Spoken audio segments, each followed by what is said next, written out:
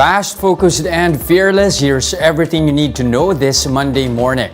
Now, after one of the longest school closures in the world, the Philippines will once again see students troop to schools for the opening of classes. Here to give us an update of the activity on the ground, we have Justine Punsalang live from Santa Mesa, Manila. Justine, good morning. How many students have enrolled there over at Bacood Elementary School, and did the school hit its target number of enrollees? Are having some technical issues trying to reach Justine. Students. Okay, go ahead, Justine. Now we can hear you.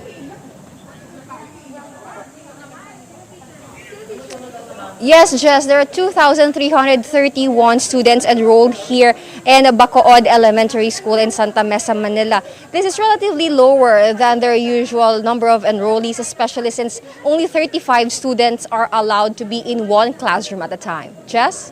Okay, given that, can you give us an idea as well? What are the other rules and regulations the school is implementing? What's the classroom setup? How many days of physical classes and how many days will be spent online as well?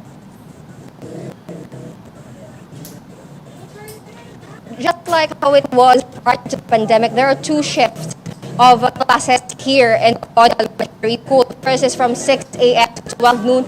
Second one is 12 noon to 6 p.m. The students are in a blended learning, meaning they have 4 days of physical classes from Mondays to Thursdays, that is physical, and then on Fridays they have online classes. Jess? Okay, Justine, what else does the school need for blended learning? Ano pa ba yung mga requirement or kailangan ng school in order to better implement blended learning?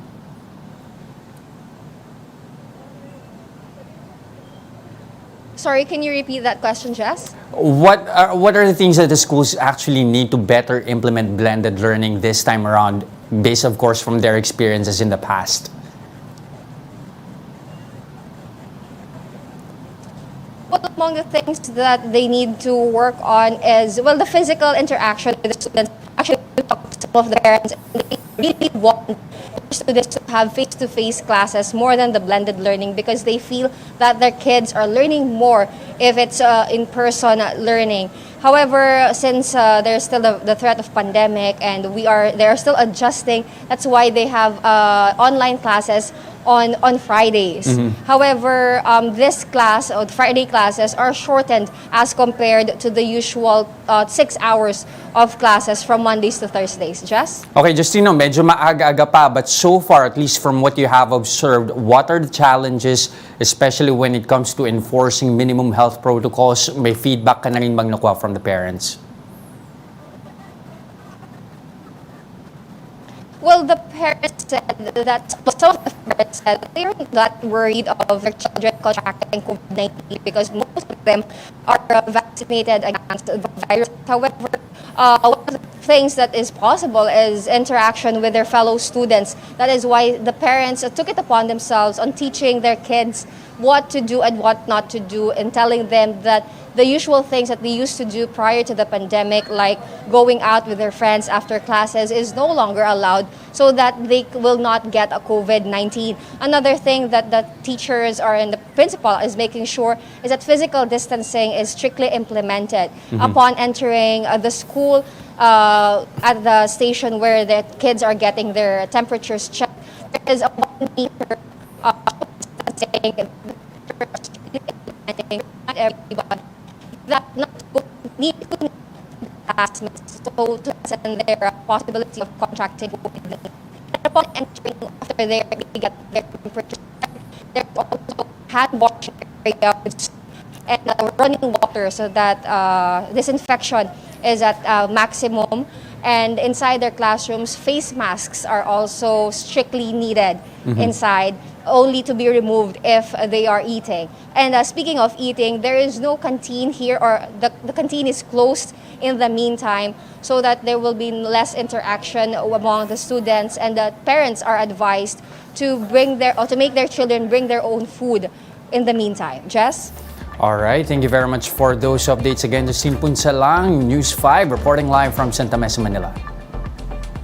Now, meanwhile, remittances from overseas Filipino workers saw a spike in June as families prepare for the opening of the academic year. According to global payments giant WorldRemit, Philippine inbound remittance value saw almost a 30% surge from June to July. WorldRemit data also showed an increase in amounts of dollar remittances sent by OFWs in July and August. Classes have opened today in the country's public school system. Some are already going back to full face-to-face classes, while others will follow suit in November, the Education Department's target for full implementation of in-person schooling. And here are the other headlines we're keeping our eyes on.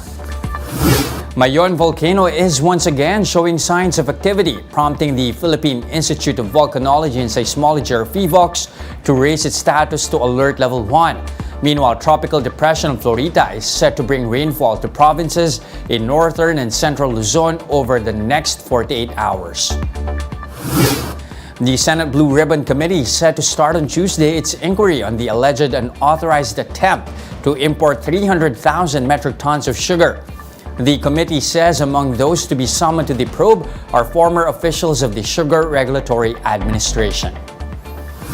And the Food and Drug Administration has launched a task force on making COVID-19 vaccines commercially available in the country.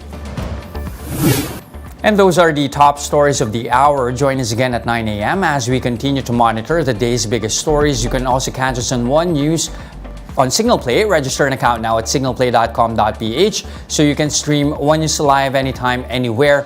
Coming right up is Agenda at 8 a.m. I'm Jess De Los Santos. Mask on, wash hands, and stay safe. Philippines, we are One News.